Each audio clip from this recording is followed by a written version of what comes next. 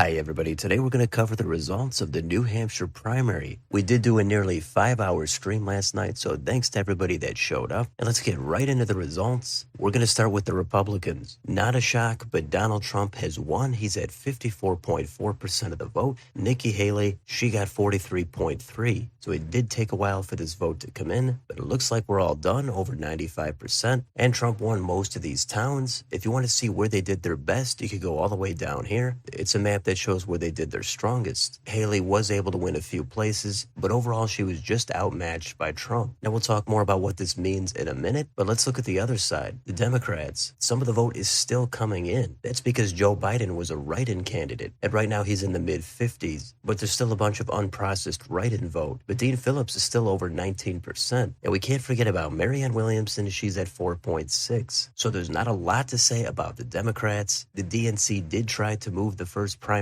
to South Carolina. Voters in New Hampshire not happy about it, but ultimately it looks like they're not going to punish Biden too much. So how accurate were the polls this time? Well, let's get on Real Clear Politics. And the final average for Trump was 55.8. He got 54.6. That's about a 1-point miss. But Nikki Haley, she was at 36.5. She did overperform. She got over 43%. She still lost by double digits. But if you thought that might be the end of the line for Haley, it looks like we're going to have to wait a little bit longer. Now let's look a little bit more into Trump's win here. Here's an article from NBC News to show you where Trump did his best and his worst. So first, this was a semi-open primary. Independents were able to vote in this Republican primary, and Democrats also apparently were able to do the same thing if they were able to change their voter registration several months ago. But 3 and 4 New Hampshire GOP primary voters who self-identified as Republicans supported Trump, and they made up half of the electorate. Now Haley won 58% of voters who described themselves as independent, but by a 22-point margin compared to Trump's 49-point advantage among Republicans. Down here, self-described conservatives dominated the primary electorate, with 67% of voters describing themselves as such. Trump won 71% of them. Haley won 72% of self-described moderates. Trump was only able to get 28% of those. And of liberal Republican primary voters, Trump only won 8% of those. Haley got 85%. Now, if we talk about education, it's not a surprise. Trump does much better with non-college educated voters. Haley got 56% of those with a college degree to Trump's 42%, but non-college, Trump won 67% to Haley's 31%. Trump also got 66% of voters with incomes of less than $50,000, 70% of white evangelical or born-again voters, and 53% of voters over 65 years old. And what about the key issues? If the economy was the most important issue, Trump won 55% of those voters to Haley's 43%. Immigration, that's where Trump dominates. He got 79% of those voters that think that is the most important issue to Haley's 20%. But Haley makes up for it. For voters that think abortion is the key issue, 66% to Trump's 26%. And foreign policy, Haley also cleans up 62% to Trump's 37%.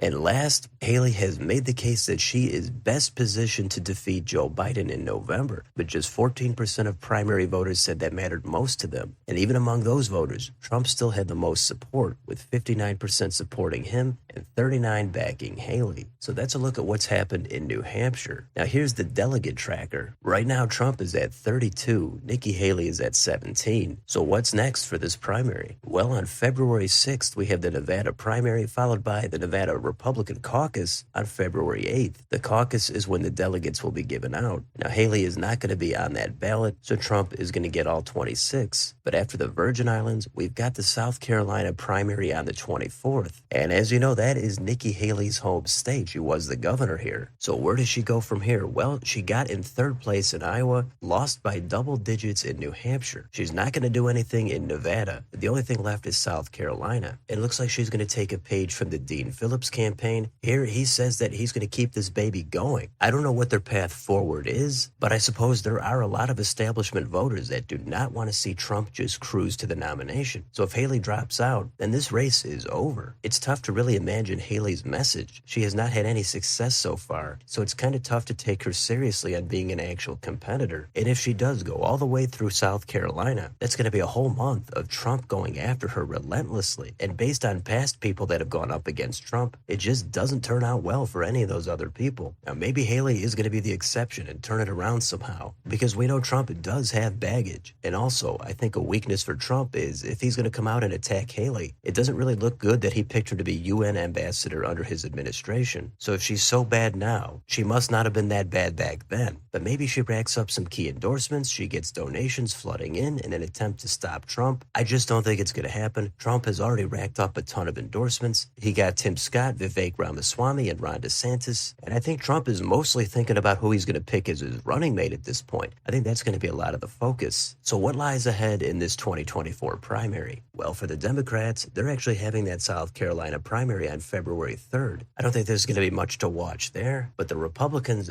their South Carolina primary, again, it's February 24th. Now, what we could take a look at real quick are the endorsements. Let's see what Nikki Haley has. She does have some, but these are mostly lower profile members of the state legislature. Let's take a look and see what Trump has. Well, he's got the two U.S. senators, Lindsey Graham and Tim Scott. And he also has the current governor, Henry McMaster. So right off the bat, I can't imagine what Haley's case is going to be after losing the first two contests and not getting the support of any of the major statewide officials. So I think it's a little bit unreasonable to think Haley has some sort of a path forward. But let's go down and take a look at the polling. Now, there's nothing out here since New Hampshire. Plus, Christie, DeSantis, and Ramaswamy are still in these polls. The last one from early January, Emerson has Trump over 50% of the vote. If we look at Nikki Haley, the last several polls, she manages to get into the 20s. It's just not going to be there for Haley, barring something dramatic happening. But other than that, it looks like it's going to be Trump. It looks like it's going to be Biden. A lot of polls show this is not the matchup Americans want, but we're going to get it anyway. We got to see who Trump picks as his running mate. We got to see if Haley has something up her sleeve, but I think it's more likely it gets ugly for Haley every day she stays in this race. So I'm going to leave it there for now. Let me know in the comments, what do you think about the results of this New Hampshire primary? Did Haley overperform slightly? Does she have any chance going forward? Is there something happening behind the scenes? What about for the Democrats? Should Dean Phillips drop out? What about Marianne Williamson? What's going to happen between now and South Carolina? Let me know down below. On your way out, don't forget to like, share, and subscribe. Thanks for watching, and I'll see you next time.